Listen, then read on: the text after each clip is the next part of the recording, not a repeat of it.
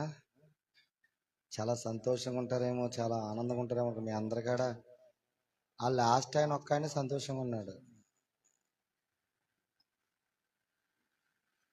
Live ఇచ్చేస్తున్నావా? ఆయనతో ఎందుకు photo దిగాయని తెలుసా? మీ అందరితో ఎవరికాడ ఇప్పటికన్నా ఫోటో దిగలేదు, అవునా? దిగాను ఎవరితోన్నా? ఆయనతోనే ఫోటో ఎందుకు దిగానంటే గడిచిన కాలంలో ఒక ఆయుధాన్ని తీసుకొని వచ్చాడు ఇక్కడికి, అవునా? చెప్పాలమ్మా.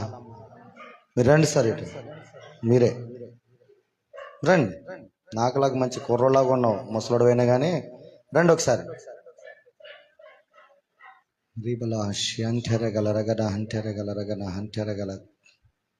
దేవుడు ఏదైతే చేశాడో, మామగారు మీ మీ హస్బెండ్ ఏరండి? మీరే.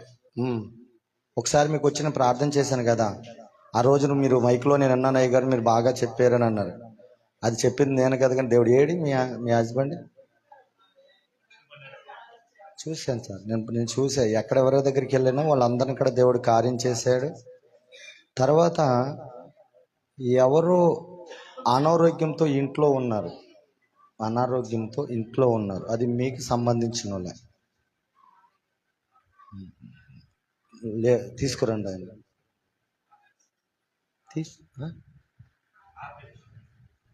ఇక్కడికి రాలేరా? అసలు కూర్చోలేరా? కూర్చుంటాడు దేవుడు. తీసుకురండి. ఈ ఆరాధనలో ఆయన మీద పనిచేస్తున్న దురాత్మ లయమైపోతుంది, రోగం లయమైపోతుంది. నేను ఇంట్లో నుంచి నేను ప్రార్థన చేస్తున్నప్పుడు ఒక వ్యక్తిని బంధించేసి ఉందన్నమాట. అంటే రోగముగా బంధించింది, మందిరంలోనికి రానికుండా చేస్తుంది. ఆ వ్యక్తిని లోనకి తీసుకురమ్మని చెప్పాడు. Your good name?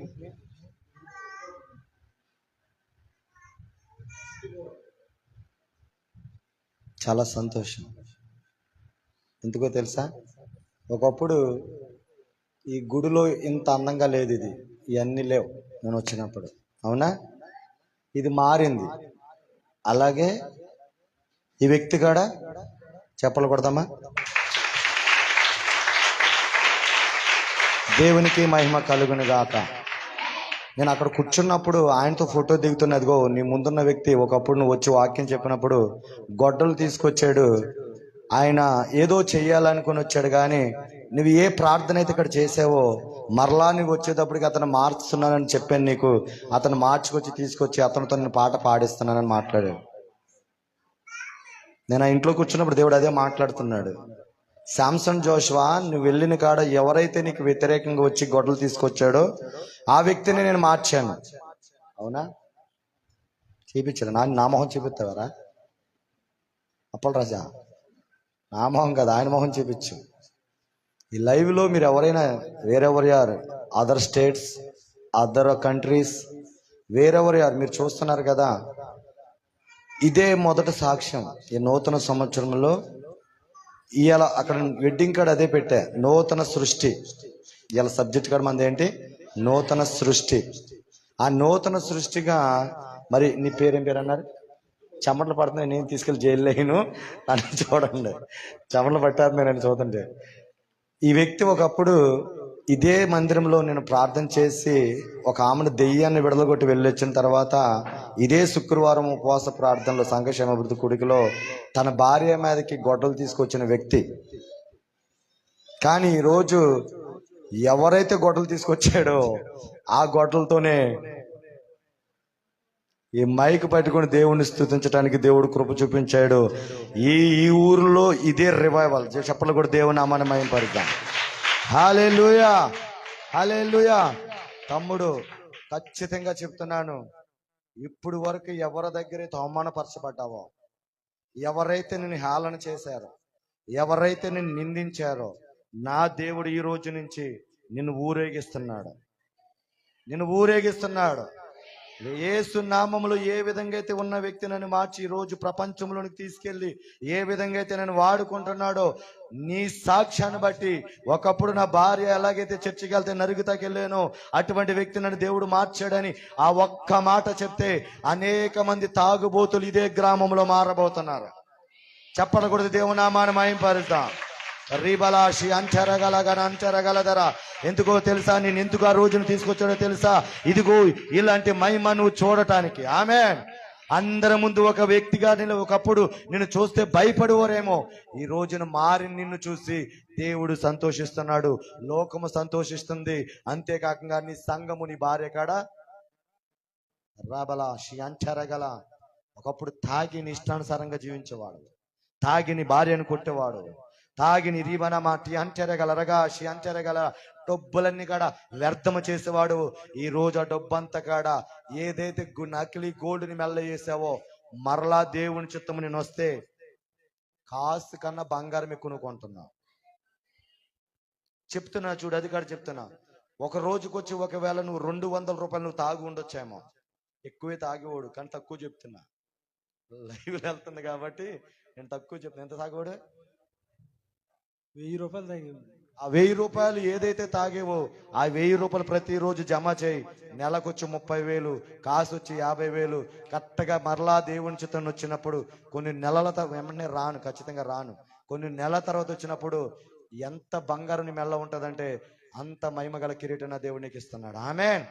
ఆ బంగారం అనే కాదు, నువ్వు ఏదైతే అవమానపడ్డావో ఆ అవమానం తొలగిపోయి రక్షణ పొందేవు. రేఖన హంటియా రగలనంతే రగల రాశియా. నిన్ను చూసి పరలోకములు దేవుడు సంతోషించే దినం రాబోతుంది. ఏరి సారునాయి గారు రక్షణ పొందలేదు, ఇంకా పొందేవా? ఇప్పుడు ఎందుకు పొందే? చెప్పాలా? నీతోనే మొదలవుతుంది. ఆరాధనలోకి వెళ్ళాలి. నాకు టైం సరిపోదు. చెప్పాలా? 5:30 అయిపోయింది. ఏమని? ఇక్కడ యాహాను ఉన్నాడు ఇక్కడ మా చింతకుంట్ల యాహాను ఇంట్లో అక్కడ కాళ్ళ మా పిల్లని ఇచ్చామండి. అయితే ఆ పాస్టర్ గారు వచ్చి చింతకుంట్ల యాహాను ఇంట్లో ప్రార్థన పెట్టి అక్కడికి నన్ను రమ్మని అక్కడ పెట్టారు. అందరూ కలిసి ప్రార్థన. ఆ దర్శనం వచ్చిన తర్వాత 2-3 దర్శనాలు వచ్చినాయండి. మా ఆవిడకి చెప్పేవాడిని, మా ఆవిడ నమ్మిద్దండి, నేనేది చెప్పినా నమ్మేదండి. అవును, నా మీద హాల్ ఎవరన్నా ఏదన్నా అన్నా సరే నమ్మదు. ఏదో అబద్ధం, వాళ్ళు నిజం చెప్పినా నమ్మదు.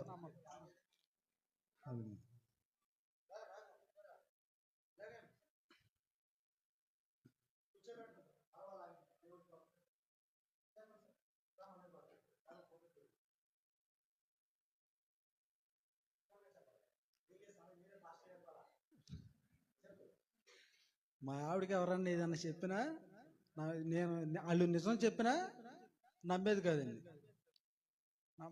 నాతో నా దగ్గరకు వచ్చి అడిగేది కానీ వాళ్ళ దగ్గర మాత్రం నన్ను తక్కువ చేసి మాట్లాడేది కాదు అసలు. ఇప్పుడు అది నా దగ్గరకు వచ్చి ఎట్లా అంట కానీ అడిగేది, అది నిజమే అని చెప్పేవాడిని. నేను అసలు అబద్ధం చెప్పేవాడిని కాదు. ఏది చేసినా మొత్తం నిజమే చెప్పేవాడిని. అందుకే మా ఆవిడ ఎవరు ఎన్ని చెప్పినా నమ్మదు. అసలు నేను నిజం చేసింది చూసి వచ్చి చెప్పినా సరే వాళ్ళ మాట నమ్మదు. ఆ రోజు గొడ్డలు తెత్తా కారణం అంటే ప్రార్థన. నేను అప్పుడు తాగాను, 10:30 అయిపోతుంది నేను ఇంటికి వెళ్ళేపటికి. ఎప్పుడు 10:30, 10, 10:15 ఆ టైం వచ్చేసేవాళ్ళు. ఉంటానండి.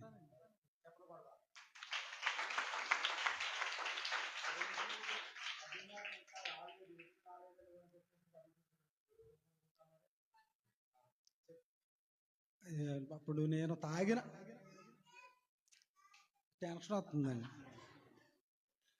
నేను తాగినప్పుడు మొన్న సాక్ష్యం చెప్పాను కానీ మొత్తం చెప్పలేకపోయానండి. అది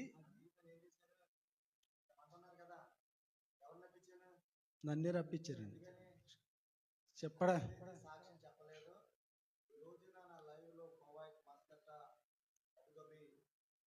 అనేక 249 దేశాల్లో ఎంతమంది ఉన్నారో అంతమంది ఆ లైవ్ చూస్తారు. ఇలాంటి వాళ్ళు భార్యలు చర్చలకు వస్తే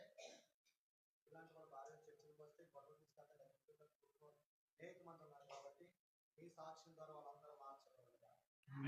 అందుకే చెప్పిస్తున్నా, క్లోజ్ చేసి నువ్వేం చెప్దాం అనుకుంటున్నావు సొసైటీ? నేను తాగినప్పుడు నైట్ పూట వెళ్తే మామూలుగా అసలు బట్టలు కూడా ఉంచుకునేవాడు కాదు. నేను తాగితే ఇంట్లో ఎవరున్నా సరే ఇక ఏం పట్టించుకునేవాడు కాదు. బట్టలు కూడా అంటే ఒక అంటే నాకు చిరాకు వచ్చేసేది అన్నమాట. తీసేయాలని తీసేసేవాడిని. ఇప్పుడు మా అమ్మ ఉన్నా ఎవరన్నా వాళ్ళే గబుక్కున వచ్చేవాళ్ళు కాదు. ఇక అట్లా ఉండేది.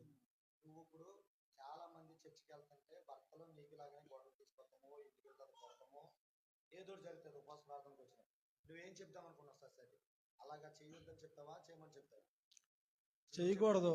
చెప్పా మాట అన్నలారా, చెప్పండి అన్నలారా, చెప్పమాట అన్నలారా, అన్నలారా, తమ్ముళ్ళారా, నేను నా భార్య చర్చికి వెళ్ళినప్పుడు గొడ్డలు తీసుకొని వెళ్ళి మా ఆవిడని కోపంతో నరికిదామని వెళ్ళాను. లేట్ అయ్యిందని నరకదామని వెళ్ళాను. నేను చేసిన పని అది చాలా తప్పు పని. అది తెలుసుకొని నేను మళ్ళీ అదే చర్చికి వెళ్ళి నాకు నేనే మారు మనసు కావాలని అదే పాస్టర్ గారిని వెళ్ళి అడిగి ఇదే చర్చిలో ఆ పాస్టర్ గారితోనే మారు మనసు పొందాను, బాప్టిజం తీసుకున్నాను. అట్లా ఎవరో చేయమాకండి. వీలైతే భార్యతో పాటు చర్చికి రావడానికి ప్రయత్నించండి, లేదంటే సహాయించండి. అంతేగాని వాళ్ళు వెళ్ళే వాళ్ళని వెళ్ళొద్దని అనొద్దు, టైం కూడా చెప్పొద్దు. అవసరమైతే వాళ్ళని ఇదే నా చిన్న సాక్షి. తండ్రి రిబలా షియాంటెరగలన హంటీరిలిరిదు షియాంటెరగదన హతియా. అయ్యా ఇదిగో నీ బిడ్డ ఏ సాక్ష్యమైతే ఇక్కడ చెప్పి ఉన్నాడో, ఈ సిగురుకొట్టన గ్రామంలో ఎంతమంది అయితే అలాంటి వాళ్ళు ఉన్నారో, యేసు నామములో ప్రతి ఒక్కరి కాడ ఈ బిడ్డ సాక్ష్యం ద్వారా మార్చబడును గాక. యేసు నామములు ఇప్పుడే వాళ్ళలోనికి, నీ హృదయంలోనికి నీ వెళ్ళును గాక. అయ్యా ఏ దేశం నుంచి చూసినా, ఏ రాష్ట్రం నుంచి చూసినా, ఏ జిల్లా నుంచి చూసినా, ఏ గ్రామం నుంచి చూసినా, ఎవరైనా